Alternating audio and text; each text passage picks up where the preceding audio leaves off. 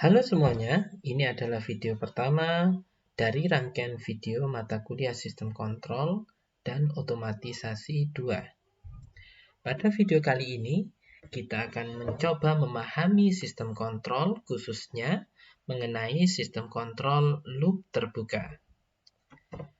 Pada kehidupan sehari-hari, kita menemui banyak kasus sistem kontrol pada peralatan yang ada di sekitar kita. Kalau kita lihat di rumah kita misalnya, kita bisa temui sistem kontrol itu ada di mesin cuci, di mesin pendingin, untuk misalnya mobil, kita akan banyak menemui jenis-jenis sistem kontrol di alat-alat dalam kehidupan sehari-hari kita. Kita akan coba ambil satu contoh, misalnya pada pemanggang roti. Pada pemanggang roti, kita ingin memanggang roti sampai dia berubah warna menjadi warna tertentu. Nah, di sini kita akan memberikan input berupa level pada tombol waktu. Jadi kita bisa putar tombol waktunya sampai level berapa, dia akan memanggang berapa lama, sehingga akan menghasilkan warna output warna roti yang kita inginkan. Nah, warna roti apa yang dihasilkan ketika kita mengubah tombol waktunya dari 1, 2, 3, 4, dan seterusnya?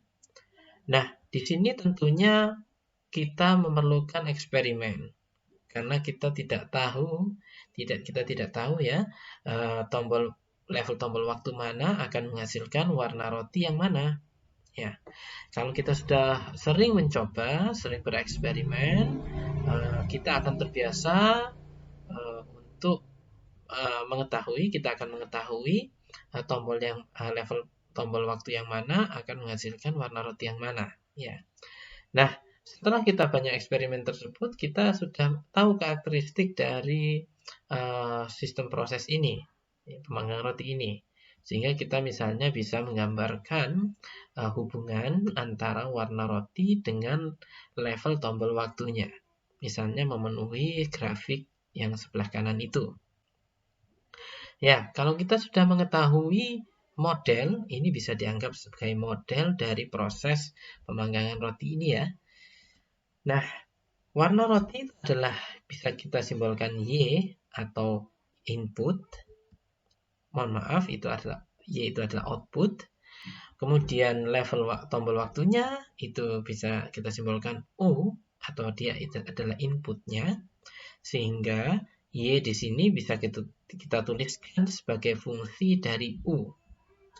Nah, dari sini jika kita menginginkan warna roti tertentu, maka kita bisa membalik ya dari persamaan ini kita bisa menginverskan. Maka jika kita menginginkan warna roti tertentu, dengan menginverskan kita akan mengetahui level tombol waktu yang mana yang perlu kita tekan ya dengan menginverskan dari fungsi ini, fungsi yang tadi Y sama dengan FU. Kemudian bagaimana jika jenis rotinya berbeda? Ya, bagaimana jika jenis rotinya berbeda nih? Nah, kalau kita terbiasa pada roti yang itu, kita sudah tahu karakteristiknya. Tapi jika kita ubah rotinya, nah maka bisa jadi model karakteristik dari proses tersebut berbeda kurvanya. Jadi kalau kita menginginkan warna yang sama, misalnya warna ini, kita sudah terbiasa warna ini pasti tombol waktunya perlu sekian. Maka jika kita terapkan pada jenis roti yang berbeda, kita tidak bisa melakukan itu karena kurvanya berbeda. Maka jika kita menginginkan warna sekian, nah kita harus eksperimen lagi. Oh, kalau roti ini waktu yang diperlukan lebih pendek misalnya seperti itu. Ya. Jadi ini kelemahan dari sistem kontrol terbuka seperti ini. Salah satunya adalah ini. Kalau rotinya berbeda atau ada keragaman pada suatu sistem proses, dia tidak dapat menanganinya. Nah, bagaimana jika terdapat gangguan atau disturbances? Nah, kalau terdapat gangguan misalnya terjadi perubahan terhadap lingkungan. Misalnya ketika kita memanggang roti, tiba-tiba ada yang menyalakan pendingin ruangan. Ya, pendingin ruangan ini kemudian mempengaruhi temperatur dari ruangan dan kemudian akan mempengaruhi proses pemanggangan roti. Sehingga harusnya kurvanya yang mengikuti sebelah kiri terjadi perubahan karakteristik output karena gangguan dari AC tadi.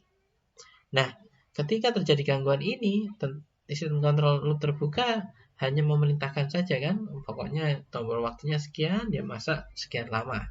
Maka ketika kita sudah setting untuk warna yang ini, kita tentukan tombol waktunya sekian, maka jika kita tidak peduli terhadap perubahan yang ada di lingkungan, maka warna roti yang dihasilkan akan keliru. Akan terjadi error atau perbedaan dengan warna yang kita inginkan. Ya, ini juga merupakan permasalahan yang ada pada sistem kontrol loop terbuka. Jadi kesimpulannya, pada sistem kontrol terbuka, dia memang mudah dan sederhana. Tapi menggunakan pendekatan coba-coba atau trial dan error, dan sistem kontrol loop terbuka itu tidak dapat diandalkan jika terdapat keragaman atau variasi dalam sistem. Yang kedua, terdapat gangguan ataupun perubahan lingkungan yang tidak diharapkan. Tidak dapat diandalkan jika terdapat gangguan ataupun perubahan lingkungan yang tidak diharapkan. Nah, apakah ada sistem yang lebih baik dari itu? Tentunya ada. Kita akan lanjutkan di video yang selanjutnya. Terima kasih, sampai jumpa di video yang selanjutnya.